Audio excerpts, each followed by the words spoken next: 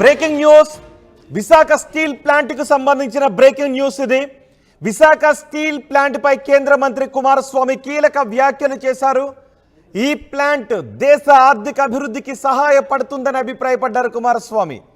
జీవనోపాధి కోసం అనేక కుటుంబాలు విశాఖ స్టీల్ ప్లాంట్ పై ఆధారపడ్డాయన్నారు కేంద్ర మంత్రి కుమారస్వామి. విశాఖ స్టీల్ ప్లాంట్ను పరిరక్షించడం మా బాధ్యత అన్నారు ఆయన. ప్లాంట్ మూతపడుతుందని ఎవరు ఆందోళన చెందొద్దు అన్నారు. ప్రధాని మోదీ సాయంతో ఈ ప్లాంట్ మళ్ళీ 100% సామర్థ్యంతో పనిచేసేలా చేస్తామని హామీ ఇచ్చారు కుమారస్వామి. స్టీల్ ప్లాంట్ను పరిశీలించారు కేంద్ర మంత్రి కుమారస్వామి. అడ్మినిస్ట్రేటివ్ బిల్డింగ్లో ఆయన కార్మిక సంఘాల నేతలతో మాట్లాడారు. కార్మిక సంఘాల నేతలు కుమారస్వామికి పరిస్థితిని వివరించారు. అంతేకాదు చంద్రబాబు అనకాపల్లి పర్యటనలో కూడా మాట్లాడారు. స్టీల్ ప్లాంట్ను ప్రైవేటీకరణ చేయనివ్వబోమని చంద్రబాబు మాట్లాడారు. స్టీల్ ప్లాంట్ ప్రైవేటీకరణపై వస్తున్న మాటలన్నీ కూడా అవాస్తవాలు అని చంద్రబాబు అన్నారు. స్టీల్ ప్లాంట్ ప్రైవేటీకరణ జరుగుతుందని ఇప్పటికే కొన్ని పత్రికల్లో కొన్ని మీడియాల్లో రావడంతో కొంతమంది ఆగ్రహాన్ని కూడా వ్యక్తం చేశారు. ఇవి తప్పుడు ప్రచారం అంటూ టీడీపీ నేతలు కూడా ఆగ్రహాన్ని వ్యక్తం చేసిన పరిస్థితి కనిపించింది.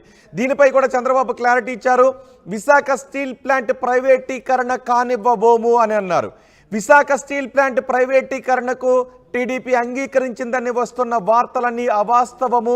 ఈ వార్తలను నమ్మొద్దు, కొంతమంది పనిగట్టుకుని ఈ వార్తలను ప్రచారం చేస్తున్నారు అంటూ ఆయన మాట్లాడారు. ఒకసారి కుమారస్వామి ఏం మాట్లాడారు, కార్మిక సంఘాల నేతలు ఏం మాట్లాడారు, చంద్రబాబు ఏం మాట్లాడారు చూద్దాం. After the responsibility given by Honorable Prime Minister to me,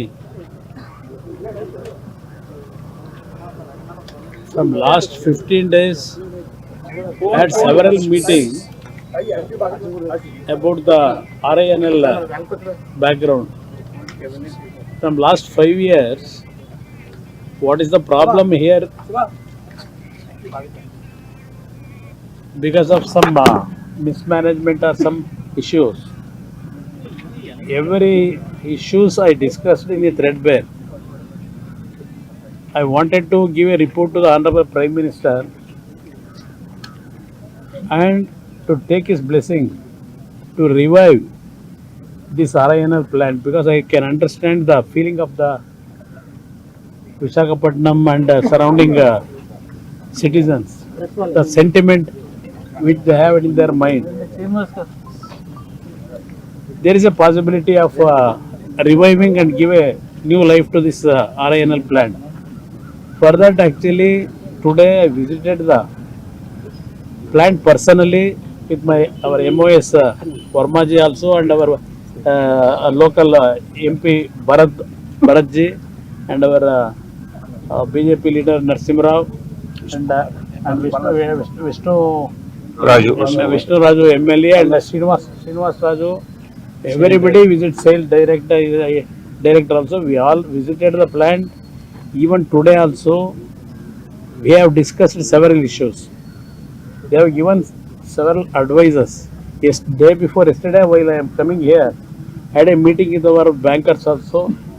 Ultimately, we will going to take some decision with the higher authority. Thank you. Sir, employees demanded immediately withdrawal of the privatization of the steel plant. Pardon? Employees demanded that immediately implemented withdrawal of the steel plant privatization.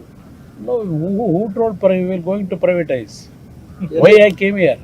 There is no question of privatization, because before I announce, Prime Minister's permission is required. I have to convince him. What are the issues pertaining to the RINL issue? Threadbare discussion we had. I am preparing a note to get the confidence of the Prime Minister and how to revive this RINL.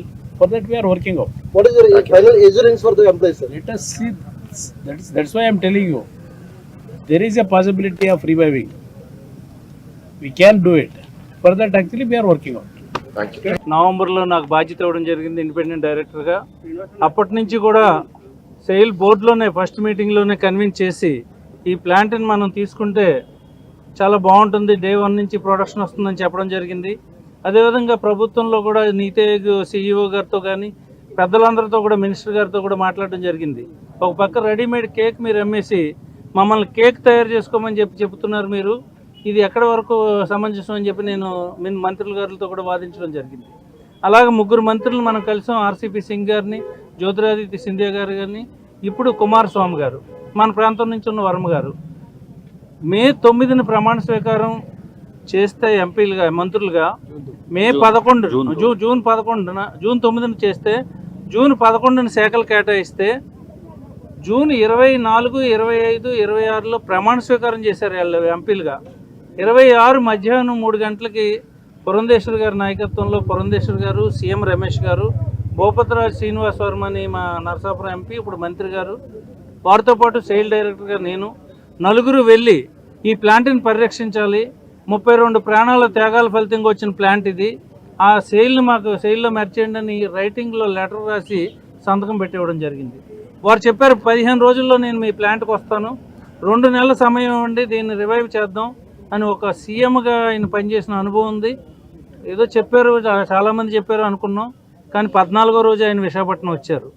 Already దీని మీద ఈ 14 రోజుల్లో 8 మీటింగ్లు అయినాయి SAIL management తోటి, RINL management తోటి. ఎలా దీన్ని కాపాడాలి, పలానా బీజేపీ ఎంపీలు, డైరెక్టర్, మంత్రులు రిక్వెస్ట్ చేశారు, దాని మీద డిస్కస్ చేశారు. నిన్న బ్యాంక్ చైర్మన్స్ ఇక్కడికి వచ్చి ముందు పగలు bank chairmans, SBI chairman, IDBI chairman, అదేవిధంగా కెనరా బ్యాంక్ చైర్మన్, ఏదో కింద లెవెల్ కాకుండా చైర్మన్లు పిలిచి మాట్లాడి దీనికి ఎలా రివైవ్ చేయాలని చేశారు. చాలా సీరియస్గా వర్క్ చేస్తున్నారు కుమారస్వామి గారు. దానితో పాటు దీన్ని మనం ఇంకోటి కూడా అర్థం చేసుకోవాలి, ఆంధ్రప్రదేశ్ నుంచి సహాయ మంత్రి శ్రీనివాస్ వర్మ గారికి ఇచ్చారంటేనే మోడీ గారి మనసులో ఇది ప్రైవేటైజేషన్ తీసేసి దీన్ని ఎలా నిలబెట్టాలని ఉండబట్టే ఆ శాఖ వారికి ఇచ్చారు. అది కూడా మనకు ఉంది. తప్పకుండా నాకు అనిపిస్తుంది, తప్పకుండా ఈ ప్లాంట్ రివైవ్ అవుతుంది. ఇది ప్రభుత్వ రంగ సంస్థలోనే ఉంటుంది. సెయిల్లో కూడా మీరు చేస్తే శాశ్వత పరిష్కారం అని చెప్పి నేను చెప్పడం జరిగింది. దాని ప్రకారంగా సిచ్యువేషన్ కనిపిస్తుంది, తప్పకుండా నిలబడుతుందని ఆశిస్తున్నాను. నమస్కారం. 11th జూలై ఇది స్టీల్ ప్లాంట్ చరిత్రలో మర్చిపోనటువంటి రోజుగా మనం గుర్తుంచుకోవాల్సిన అవసరం ఉంటుంది ఫ్యూచర్లో. ఎందుకంటే ఈ స్టీల్ ప్లాంట్ విషయము ఇది కేవలము సెంటిమెంట్ తోటే కాదు, this is the pride of Andhra Pradesh. Andhra రాష్ట్రానికి పౌర గౌరవాలని మనం కాపాడవలసిన బాధ్యత ఉంది. కాబట్టి నెల రోజులు అవ్వకముందే కేంద్ర మంత్రులు, 2 మంత్రులు వచ్చి, కన్సర్న్ మంత్రులు, అట్లాగే ఈరోజు మనం కాన్ఫరెన్స్లో చూస్తే ప్రతిపక్షంలో నాయకులనేది కాదు ఇక్కడ ఎవరు కూడా, ఇక్కడ అందరూ కూడా ట్రేడ్ యూనియన్ లీడర్సు, పెద్ద పెద్దవారు, అందరూ పొలిటికల్గా ఉన్నవారు, ఎమ్మెల్యేసు, ఎంపీసు, మంత్రులు, అందరు గోలు ఒకటే, ఈ రాష్ట్రానికి ఆంధ్ర రాష్ట్రంలో ఉన్న మన విశాఖ స్టీల్ ప్లాంట్ని కాపాడటం ఎట్లాగా అనేది ఒకే ఒక్క ఉద్దేశంతో జరిగిన కార్యక్రమం. తప్పనిసరిగా ఏదైతే మనం ఊహిస్తున్నామో అది ఒక 2 నెలలు సమయము కేంద్ర మంత్రివర్యులు తీసుకుంటామని చెప్పారు. మనకి మంచి రోజులు వచ్చినాయని చెప్పడానికి ఇది ఉదాహరణ. ఇది ఎన్డీఏ కూటమి ప్రభుత్వము పనితీరు ఎట్లా ఉంటుందనేది దీనికి ఒక నిదర్శనం అని చెప్పి మీకు అందరికీ కూడా తెలియజేసుకుంటాం. విశాఖ ఉక్కు కర్మాగారం పోరాటాలు, త్యాగాలు, అట్లాగే విశాఖ ఉక్కు కార్మికులు ఇవాళ కేంద్ర ప్రభుత్వం ప్రైవేటీకరణ చేయాలనేది ఒక తప్పుడు అభిప్రాయాన్ని అనేక మంది పంపించారు. అది ఈరోజు కుమారస్వామి గారు స్వయంగా విశాఖపట్నం స్టీల్ ప్లాంట్ సందర్శించిన తర్వాత ఇది ఫ్యాక్టరీ అనేది గోల్డెన్ టెంపుల్, విశాఖ ఉక్కు కర్మాగారాన్ని ప్రైవేటీకరణకి అవకాశం లేకుండా మేము చేస్తామని చెప్పేసి వారు చెప్పారు. ఆ మాట మీద వారు నిలబడాలి. ఎందుకంటే ఇవాళ విశాఖపట్నం స్టీల్ ప్లాంట్ ఒకటే భారతదేశంలో టర్న్ అరౌండ్ కంపెనీ, అప్పులు కానీ వడ్డీలు కానీ కట్టిన కంపెనీ ఒకటే.